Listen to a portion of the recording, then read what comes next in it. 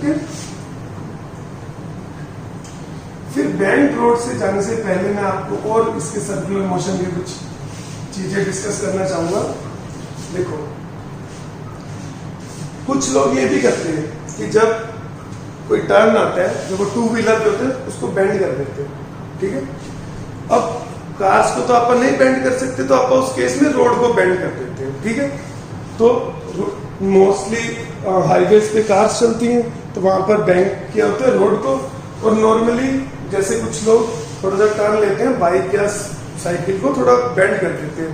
तो ये पूछा जाता है कि why a cyclist bend towards the road while taking a turn, कि साइक्लिस्ट बेंड क्यों करता है व्हाइल टेकिंग अ टर्न, ये भी एक क्वेश्चन बनता है। तो क्या होगा बेटा, जब आप टर्न कर रहे होगे, आप ऐसे थे तो नॉर्मल ऐसे लग रहा था, बिल्कुल सीधा। आप ऐसे होगे तो नॉर्मल ऐसे लगेगा, तो नॉर्मल इस डायरेक्शन में लगेगा। And you are making angle theta with the vertical, कि देखो आप जब सीधे सीधे जा रहे थे तो ऐसे जा रहे थे, जब आप ऐसे हो गए थोड़ा सा बेंड हो गए, तो you are making some angle theta with the vertical, okay. क्या होता है बेटा, जब तो आप सीधे जाते हो, बिल्कुल ऐसे जा रहे हो, नॉर्मल ऐसे लग रहा है, नॉर्मल का कोई कंपोनेंट आपकी हेल्प नहीं करेगा टर्न लेने में। बट जब आप ऐसे बेंड हो जाते हो तो नॉर्मल का एक कंपोनेंट आ जाएगा अलोंग द रोड, ठीक है। इसलिए हम बेंड करते हैं। पहली बात कि अगर आप सीधे जाओगे, मान लो ये सड़क है, नॉर्मल ऐसे लगेगा, ठीक है, तो नॉर्मल का कोई कंपोनेंट नहीं आएगा। बट जब आप ऐसे हो जाओगे तो नॉर्मल का कंपोनेंट आ जाएगा अलोंग द रोड, और that component will help you in taking a turn. तो नीचे एन कोस थीटा इधर आ गया, इधर एन साइन थीटा आ गया, तो आप मतलब ऐसे थे और ऐसे हो गए, नीचे M G, N cos theta किसके बराबर होगा, एम जी के, क्योंकि वर्टिकल डायरेक्शन में कोई एक्सेलरेशन नहीं। आप इस तरफ ऐसे मुड़ रहे, ठीक है, एसी उधर होगा, एन साइन थीटा हो गया एम ए सी, एसी कितना है वी स्क्वायर बाय आर, ठीक है। इन दोनों इक्वेशंस को 2 को 1 से डिवाइड कर दो तो tan थीटा आ जाएगा V square by R G, और वी मैक्सिमम आ जाएगा under root R G tan theta. यहाँ पर हम फ्रिक्शन की कोई हेल्प नहीं ले रहे, नॉर्मली हमारे एनर्जी को बैलेंस कर रहे हैं और नॉर्मली हमें एक्सेलरेशन प्रोवाइड कर रहा है। तो देखो पिछला फॉर्मूला आया था mu S R G, mu S की जगह फिर से क्या आ गया tan थीटा, और यहाँ पर थीटा क्या है, जो साइक्लिस्ट वर्टिकल के साथ बना रहा है व्हाइल टेकिंग अ टर्न। ये पूरा कॉन्सेप्ट लिखोगे उसके अंदर, जब ये क्वेश्चन आएगा और साथ में लिखोगे normal, the component of the normal will help us in taking a turn, okay. तो एक चीज नोटिस करना बेटा, हॉरिजॉन्टल सर्कल का कोई भी क्वेश्चन जब भी होगा, एक फोर्स आपको सेंट्रीपिटल एक्सेलरेशन प्रोवाइड कर रहा होगा, एक फोर्स आपका एमजी बैलेंस कर रहा होगा। अभी हमने जो पिछला कॉन्सेप्ट किया उसमें नॉर्मल एनर्जी को बैलेंस कर रहा था, फ्रिक्शन सेंट्रीपिटल एक्सेलरेशन प्रोवाइड कर रहा था। यहाँ पर नॉर्मल का एक कंपोनेंट एक एमजी को बैलेंस कर रहा है, एक सेंट्रीपिटल एक्सेलरेशन प्रोवाइड कर रहा है, ठीक है। फिर आप सोचना, एक सर्कस में मौत का कुआं होता है, उसमें वो बाइक घुमा रहा होता है ऐसे ऐसे, एक बड़े से वैसे कुछ स्ट्रक्चर बना होता है, बाइक ऐसे गोल गोल घूम रही होती है, ठीक है। मतलब मान लो इसके ऊपर बाइक जा रही है बोर्ड के ऊपर ऐसे, नीचे नहीं गिरती, नीचे गिरने की टेंडेंसी क्यों होती है, क्योंकि नीचे एनर्जी लग रहा है। उसमें आप सोचना कि सेंट्रीपिटल एक्सेलरेशन कौन सा फोर्स प्रोवाइड करेगा और एमजी को कौन बैलेंस करेगा, ठीक है। ये आपके लिए क्वेश्चन है। इस मान लो दीवार के ऊपर मुझे बाइक लेकर जानी है, तो एक फोर्स एमजी को बैलेंस करेगा, एक मुझे सेंट्रीपिटल एक्सेलरेशन प्रोवाइड करेगा, ये आपके लिए। और हर सर्कुलर मोशन के क्वेश्चन में जो भी हॉरिजॉन्टल सर्कल, जो भी ऐसा सर्कल होगा इसमें, और वो मौत का कुआं वाला सर्कल वो भी हॉरिजॉन्टल सर्कल है। वर्टिकल सर्कल तब होगा जब आप बॉल के पैरेलल इस सर्कल में होगा, ठीक है। तो ये सारे हॉरिजॉन्टल सर्कल वाले क्वेश्चंस में आपको ध्यान रखना है कि एक फोर्स एमजी को बैलेंस करेगा, एक फोर्स सेंट्रीपिटल एक्सेलरेशन प्रोवाइड करेगा, ठीक है। फिर जैसे मैं एक और चीज बता रहा हूँ, यहाँ पर कॉनिकल पेंडुलम, एक हमने सिंपल पेंडुलम देखा था। सिंपल पेंडुलम तो ऐसे ऐसे घूमता है, उसका टाइम पीरियड होता है, वो ऑसिलेशन चैप्टर में आएगा। कॉनिकल पेंडुलम इसी चैप्टर का पार्ट है कि हमारे पास एक स्ट्रिंग है और उसे सर्कल में घुमाएगा। कि ऐसे स्ट्रिंग थी और ऐसे ऐसे घुमा रहे हैं ऐसे। तो ये भी क्या कर रही है, हॉरिजॉन्टल सर्कल। अपने को इसका टाइम पीरियड ढूंढना है। आपको एल दिया होगा और ये थीटा दिया होगा। अगेन क्या ध्यान रखना है कि एक फोर्स mg को बैलेंस करेगा, एक सेंट्रीपिटल एक्सेलरेशन प्रोवाइड करेगा। तो देखो मैं स्ट्रिंग बना रहा हूं, इस पे इधर टी लग रहा होगा, ये थीटा है तो ये भी थीटा। तो इधर टी का क्या कंपोनेंट आ जाएगा, टी कोस थीटा। नीचे क्या लग रहा है, mg। ठीक है, ऐसे ऐसे घूम रही है और ये सर्कल है। एक्सेलरेशन किधर होगा, सेंटर की तरफ। टी का कंपोनेंट आएगा टी साइन थीटा। ठीक है, तो टी का एक कंपोनेंट क्या कर रहा है, mg को बैलेंस, एक क्या प्रोवाइड कर रहा है, सेंट्रीपिटल एक्सेलरेशन। तो टी कोस थीटा किसके बराबर हो जाएगा, mg के। टी साइन थीटा किसके बराबर हो जाएगा, m ac। और ac क्या है, v²/r। अब इसका रेडियस कैसे निकालोगे बेटा, ये रेडियस है इसका। ओके, तो अपने पास r/l क्या है, परपेंडिकुलर बाय हाइपोटेन्यूज, किसके बराबर होगा, साइन थीटा। तो r कितना आ जाएगा, l साइन थीटा। ये रेडियस है। ठीक है, इन दोनों इक्वेशन को डिवाइड कर दो। tan थीटा आ गया v²/rg। ओके, यहाँ m भी आया। फिर v कितना आ गया, √rg tan थीटा। फिर से वही फॉर्मूला आ गया जो साइक्लिस्ट वाले में आया था, √rg tan theta. r radius है, थीटा क्या है, angle made by the string with the vertical. पूरा टाइम थीटा ही रहेगा स्ट्रिंग का वर्टिकल के साथ। r की वैल्यू यहाँ डाल दो, l sin theta g tan theta. अपने को क्या निकालना था, टाइम पीरियड। टाइम पीरियड क्या होता है सर्कुलर मोशन में, 2πr। वो v की वैल्यू यहाँ डाल दो, r की वैल्यू भी डाल दो, आपका टाइम पीरियड का आंसर आ जाएगा। तो this is how we calculate time period of a simple pendulum. Okay,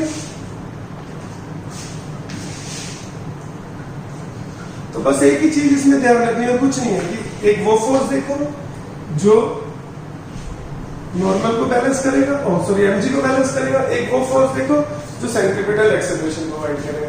तो मैंने बीच में एक क्वेश्चन पूछा था आपसे, उसका आंसर आप डिस्कस कर सकते हैं कि इस वॉल पे जब मैं जा रहा हूं तो देखो बेटा mg लगेगा नीचे, फ्रिक्शन किधर लगता है, parallel to the contact surface, तो ऊपर लगेगा फ्रिक्शन। इस दीवार के अलावा मुझे फ्रिक्शन लग रहा होगा, नीचे mg लग रहा होगा। अब मैं क्या चाहता हूं कि फ्रिक्शन mg से ज्यादा होने तो मैं गिर जाऊंगा। और सेंट्रीपिटल एक्सेलरेशन कौन प्रोवाइड कर रहा होगा, सरफेस के परपेंडिकुलर कौन सा फोर्स लगता है, नॉर्मल। तो नॉर्मल किसके बराबर होगा, mv²/r। आप उसमें नोटिस करना उनकी स्पीड बहुत ज्यादा होती है, क्योंकि जितना ज्यादा v होगा नॉर्मल उतना ज्यादा होगा। क्यों आप नॉर्मल ज्यादा करना चाहते हैं, क्योंकि फ्रिक्शन उधर बैलेंस कर रहा है mg को। जितना ज्यादा नॉर्मल होगा उतना ज्यादा फ्रिक्शन होगा। तो हम एश्योर करते हैं कि फ्रिक्शन की नॉर्मल इतना ज्यादा हो कि फ्रिक्शन की वैल्यू mg से ज्यादा या बराबर हो, ताकि हम गिरे ना। जब अपने को धीरे धीरे नीचे आने, फिर आप क्या करेंगे, स्पीड कम कर देंगे, एन कम हो जाएगा, फ्रिक्शन थोड़ा mg से कम हो जाएगा, इससे हमारा नीचे की तरफ कुछ एक्सेलरेशन आ जाएगा। एकदम फ्रिक्शन जीरो नहीं करेंगे, नहीं तो गिर जाएंगे। मतलब फ्रिक्शन को mg से हल्का फुल्का कम कर देंगे, ताकि हमारा डाउनवर्ड डायरेक्शन में कुछ एक्सेलरेशन आ जाए और नीचे धीरे धीरे बाइक नीचे आ जाए। ओके, अब हमारा नेक्स्ट टॉपिक आता है बैंकिंग ऑफ रॉड। बहुत ही इंपॉर्टेंट टॉपिक है, एग्जाम में लगभग चांसेस होते हैं कि इसका 5 नंबर का क्वेश्चन आता है। डेरिवेशन है बेटा पूरी, और याद करनी है आपको। इसको समझने से कुछ कुछ पार्ट आपको समझना होगा और ये याद होनी चाहिए सबको, ये इतनी इंपॉर्टेंट डेरिवेशन है। ठीक है, इसको ऐसे देखो, ये सड़क है हमारी, ठीक है। जैसे मैं आपको समझाता हूं, ये बेटा ये मेरी रोड है, कार ऐसे जा रही है, वैसे सड़क ऐसी होती है, हमने बैंक कर दिया, ये हमारा बैंकिंग एंगल है।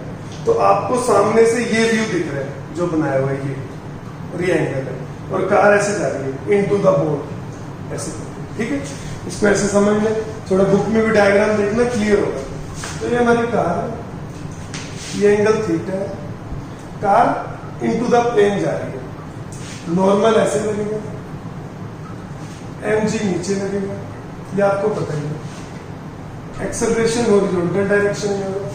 और फ्रिक्शन बेटा बच्चों को ऐसी कंफ्यूजन होती है कि ये ब्लॉक के नीचे जाना चाहता है तो फ्रिक्शन ऊपर लगेगा। ऐसा केस नहीं है, ब्लॉक नहीं है, ब्लॉक तो ऐसे आ रहा होता है, ब्लॉक का जो मोशन होता है वो ऐसे होता है कि ऐसे बैठ जाए तो ऐसे नीचे जाएगा। बट ये कार है, कार ऐसे जा रही है अंदर की तरफ, वो ऐसे मोशन नहीं कर रही, ऐसे जा रही है। तो ऐसे जा रही है जब कार, तो कार का एक्सेलरेशन इस तरफ है, तो फ्रिक्शन बेटा ऐसे जैसे ऐसे जा रही है मानो कार, ठीक है। वो ब्लॉक तो ऐसे नीचे आ रहा होता है, कार ऐसे जा रही है, तो एक्सेलरेशन इधर है, तो फ्रिक्शन किधर लगेगा, नीचे की तरफ लगेगा, ऐसे नीचे। तो यहाँ पर जब आप 2D डायग्राम में दिखाओगे तो फ्रिक्शन आपका नीचे आएगा। ये ध्यान रखना है, यहाँ पर बच्चे गलती कर देते हैं, फ्रिक्शन को ऊपर बना देते हैं, फ्रिक्शन नीचे आएगा। एक और क्वेश्चन में मैंने आपसे पूछ रखे कि स्टैटिक फ्रिक्शन क्यों लेते हैं। अब कार चल रही है, यहाँ पर भी स्टैटिक फ्रिक्शन लेंगे, काइनेटिक फ्रिक्शन क्यों नहीं आता, ठीक है। बस यहाँ पर आपको न्यूटन सेकंड लॉ लगाने में दोबारा ये डायग्राम बना देता हूँ, जिससे आपको कंपोनेंट्स की दिक्कत ना हो। और ये भी मैं बता दूंगा कि बैंकिंग करने से क्या फायदा हुआ। बैंकिंग ऑफ रोड का तो आप आंसर लिख दोगे कि रोड को हल्का सा टिल्ट कर दिया जाता है एक एंगल पर, ओके। और एंगल बहुत छोटा होता है, ऐसे नहीं होता कि 30 डिग्री 60 डिग्री, बहुत छोटा एंगल, ऐसे क्या कहते हैं 10 डिग्री या 5 डिग्री 60 डिग्री इतने पर बैंक किया जाता है रोड को। ये बैंकिंग ऑफ रोड है। क्यों किया जाता है? देखो जब आप सीधी रोड पर जाते हो तो सिर्फ फ्रिक्शन हेल्प करता है, नॉर्मल का कोई कंपोनेंट नहीं आता। तो सिर्फ एक ही फोर्स है, तो हमारी मैक्सिमम जो वेलोसिटी है वो सिर्फ फ्रिक्शन के डिसाइड होती है। बट इस केस में देखो फ्रिक्शन का भी कंपोनेंट आएगा, नॉर्मल का भी कंपोनेंट आएगा। तो बैंकिंग करने से क्या फायदा होता है, जो मैक्सिमम वेलोसिटी होती है टर्न लेने के लिए उसकी वैल्यू इंक्रीज हो जाती है। क्योंकि हाईवेज बनाए इसलिए होते हैं कि कार्स फास्ट जा सके। अगर टर्न आएगा आपको बार बार स्लो करनी पड़ेगी, फिर उस हाईवे को कोई फायदा नहीं।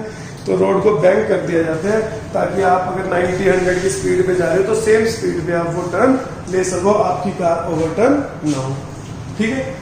तो देखो नॉर्मल ऐसे, mg ऐसे, फ्रिक्शन ऐसे, और एक्सेलरेशन हॉरिजॉन्टल डायरेक्शन। ये थीटा तो ये भी थीटा। mg का आपको पता ही है, इस तरफ mg cos थीटा आता है और along the incline mg sin theta आता है, ठीक है। ये पहला क्वेश्चन है जिसमें आप इंक्लाइन का क्वेश्चन है और इक्वेशंस लगाएंगे वर्टिकल और हॉरिजॉन्टल डायरेक्शन में। वैसे मैंने हमेशा क्या कहा था, इक्वेशन किधर लगानी है, along the incline perpendicular to the incline। But this is different from those question. उसमें वो ब्लॉक नीचे आ रहा होता है, इसमें कार ऐसे अंदर की तरफ जा रही है, इंक्लाइन के ऊपर चल रही है ऐसे, ठीक है। तो वर्टिकल और हॉरिजॉन्टल डायरेक्शन में हम इक्वेशंस लगाएंगे। ये थीटा है 90 माइनस थीटा। तो देखो एक तो ये हो गया f cos थीटा, f का कंपोनेंट, उधर से n का भी कंपोनेंट आ गया, इक्वल टू m में से सेकंड लॉ लगा दिया हॉरिजॉन्टल डायरेक्शन में।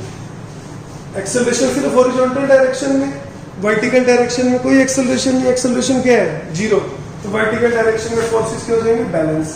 क्या फोर्स लग रहा है, ऊपर लग रहा है n cos थीटा, नीचे क्या लग रहा है mg, और f का इधर कंपोनेंट आता है f cos थीटा, इधर क्या आएगा f sin theta, mg plus f sin theta. ये याद होना चाहिए बेटा, रट लो इसे, सारे डायग्राम सारी इक्वेशंस, ओके।